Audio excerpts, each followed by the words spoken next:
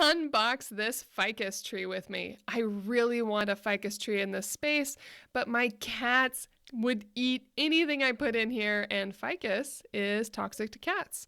So I got an artificial tree, and I am so impressed. It looks so good. Yes, the pot on the bottom is a little funny, and I would recommend hiding it in a bigger pot, even a pot with dirt. Make it look totally real, because this ficus is really darn close. I did a quick pull down to make it look more real for you and put it in the pot where I want it, and it looked so good off the bat. Yes, I still need to rearrange a few of the branches.